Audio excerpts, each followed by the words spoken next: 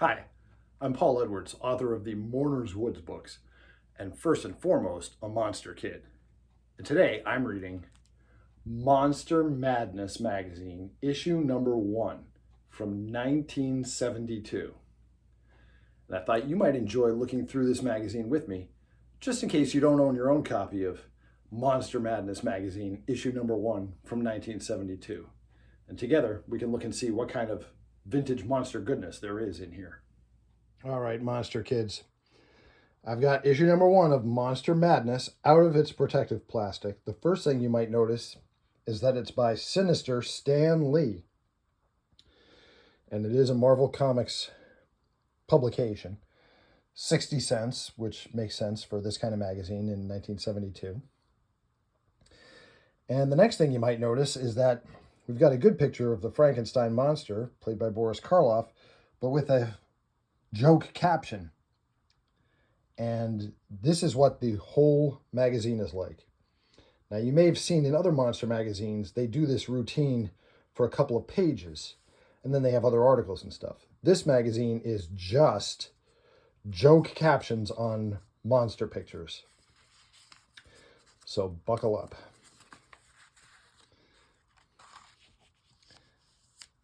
I'm going to read them for you because I know watching a video like this, sometimes it can be hard. Man, that was a belch, says the Phantom of the Opera. Count Dracula's taking the girl away down in the catacombs, and the caption says, "You mean you're not Jewish?" Monster Madness by Stan Lee, a cheery collection of heartwarming weirdos, lovingly presented by the friendly folk who brought you Sodom and Gomorrah. I'm not too sure that would fly today. Content. So these pictures don't tell you directly what movie they're from, although I hope you know if you're a monster kid. But in case you're stumped, it does tell you what movie and what actor each picture is on in this magazine. So, of course, this is Christopher Lee as the Frankenstein monster in Curse of Frankenstein. I was a mess before I had my nose job. Yeah. Some of these captions are funny. Some are really not that funny. But if you were a kid in the early 70s, you would take what you could get in terms of monster pictures. This is the Ymir from 20 Million Miles to Earth. Let me make one thing perfectly clear, it says. Okay. This damage, of course, was in the magazine when I got it. I did not cause this, so don't yell at me in the comments. The mole people. Men, you're all the same. Okay, that's a little bit funny. Here's a publicity still from Bride of Frankenstein. Try it, you'll like it. A lot of these captions were lines from TV commercials that were big at the time, but have been lost to history. Here's from War of the Colossal Beast. This is the Amazing Colossal Man after half of his face has been disfigured. So this isn't a sequel. Hey, Charlie, there's a busted pipe in the sauna. Like his face has been half scalded away. Okay. Phantom of the Opera. Smile, you're on candid camera. That was a big TV show at the time. Melvin, you've changed. This is from the Alligator People.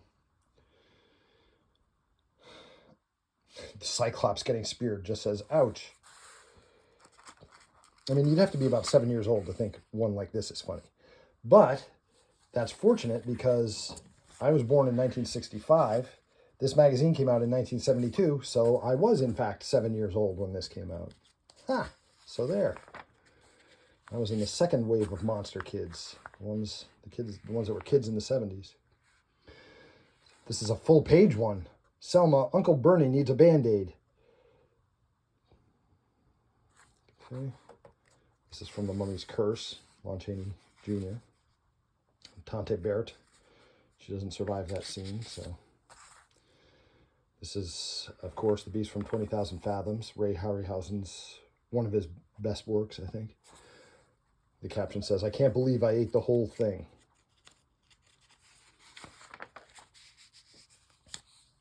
Another full-page one.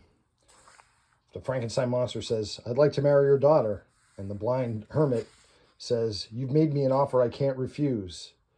Okay, well, it's 1972 when this came out, so The Godfather was in theaters, so that sort of makes sense. Why does company always drop in when the place is a mess? This again is the Ymir from 20 Million Miles to Earth. Another Harryhausen picture.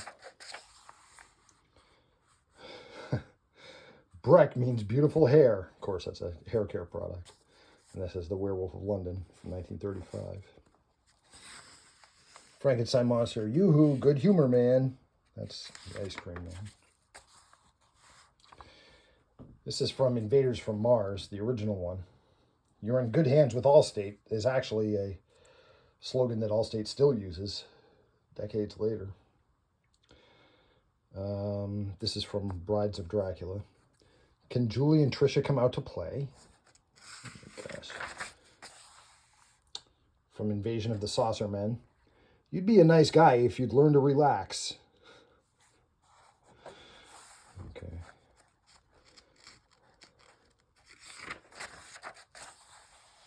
This would be a nice shot of King Kong, except for the fact that it's got a goofy caption on it. But here he is swatting planes away on top of the Empire State Building. And the caption says, "Hey, Herbie, toss me that can of Raid." Okay, that's a little funny. That's a little funny. The mole people again. "I know you love me, but I don't believe in mixed marriages." Okay, a little funny.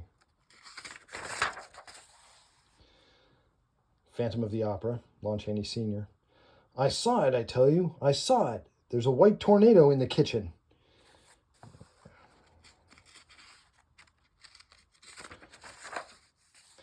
Okay, hey, let's try something different. Let's give you a chance to put your own dazzling dialogue into the mouth of one of our capricious cuties.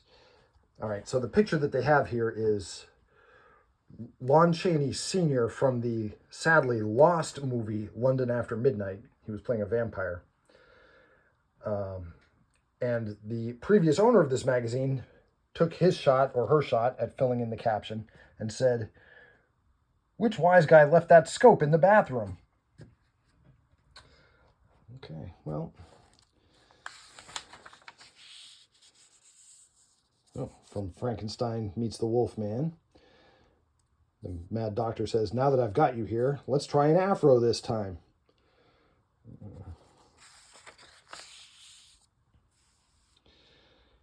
The mole people. This one says, "You mustn't love me for my looks alone." This is Frankenstein's daughter. And Frankenstein's daughter says, "You're asking me what's good for a headache?" Because her head is all bandaged up. I should point out that a lot of people don't like the monster, the look of the monster in Frankenstein's daughter. The person who designed the monster outfit was not told that it was supposed to be a female monster until he'd already done a whole Frankenstein's monster outfit. And then he was told, the name of the picture is Frankenstein's daughter. And he's like, "What?" So he was desperate for ideas. So he just went back and threw a whole bunch of lipstick on the monster face that he had already created. So it's not entirely his fault. He wasn't given enough information on what he was supposed to be making. This is from I Married a Monster from Outer Space.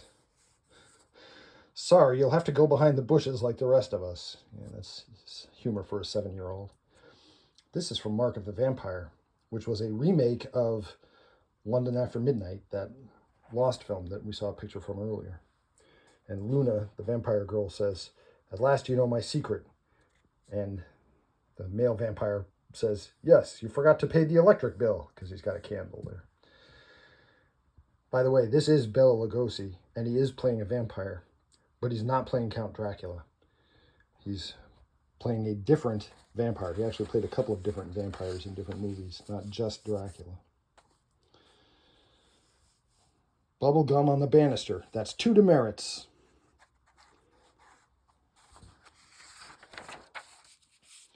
The Bride of Frankenstein says, "Only my hairdresser knows for sure." That was a famous advertising slogan.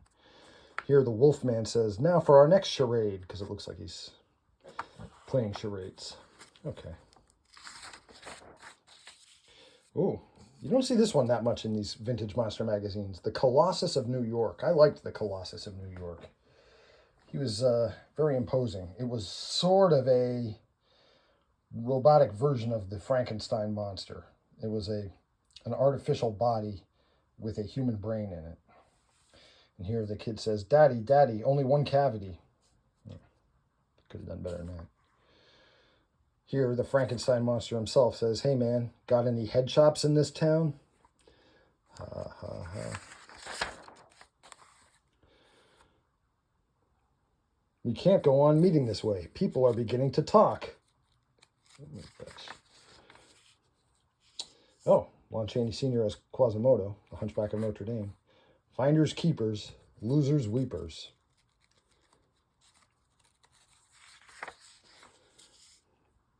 "Sorry, I already gave it the office."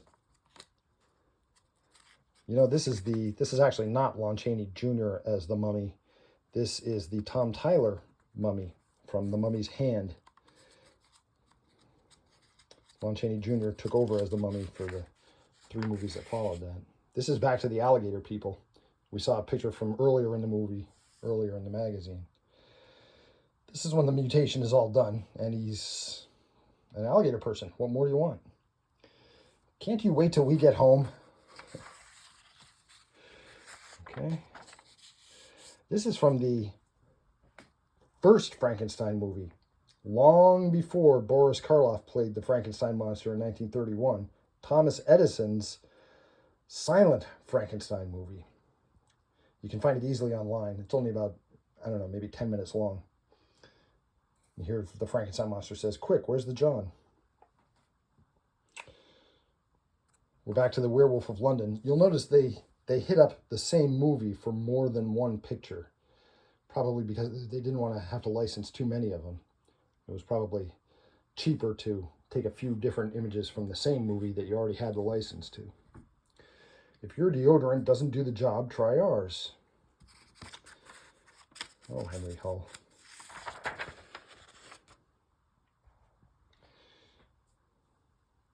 "Sam, you made the sleeves too short." This is from Frankenstein Meets the Wolfman. And this is Lon Chaney Jr. playing the Wolfman. And Bela Lugosi playing the Frankenstein monster. This itself is not a scene from the movie. This is a publicity still that they took when they were making the movie. And they took a lot of publicity pictures, which is good for us. "Darn those harsh wash day detergents." You can correct me in the comments if you think I'm wrong. I think this is It, the Terror from Beyond Space.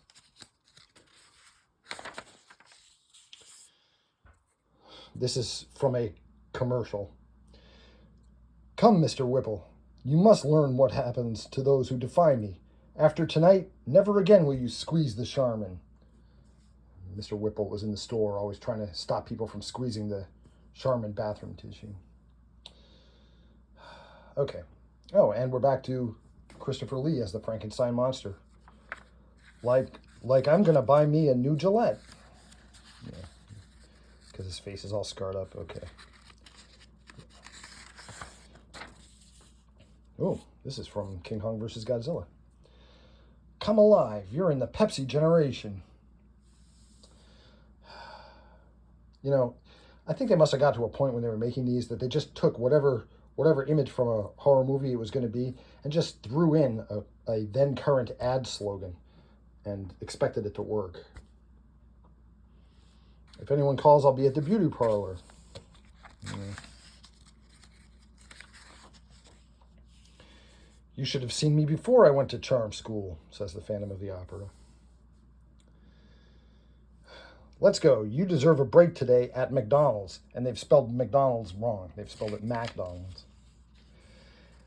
And sadly, or perhaps mercifully, we've reached the end with one last gag bit on the back cover. The Frankenstein monster makeup being applied to Karloff. And he says, "Did you read the latest copy of Monster Madness?" And the answer is, "Please, I just ate." Oh boy. Okay. So Monster Madness only lasted for a handful of issues. But if you enjoy this kind of goofy, childish monster humor, there were a ton of trading cards that were made with this kind of humor. Actually, before this magazine, they were made back in the 1960s, a ton of them, and they were pictures from popular monster movies with joke captions in balloon captions, just like these, which is where the idea came from. Sorry, Stan Lee, but you didn't think it up yourself. Listen, if you love classic monsters and vintage horror, you'll love my book series, the Mourner's Woods books. They're available on Amazon.com. Different monsters in different books. I sell them as cheap as Amazon will let me. 99 cents for an ebook. You can't go wrong with that. My name again is Paul Edwards. My books are the Mourner's Woods books. Goodbye for now, and I will meet you in Mourner's Woods.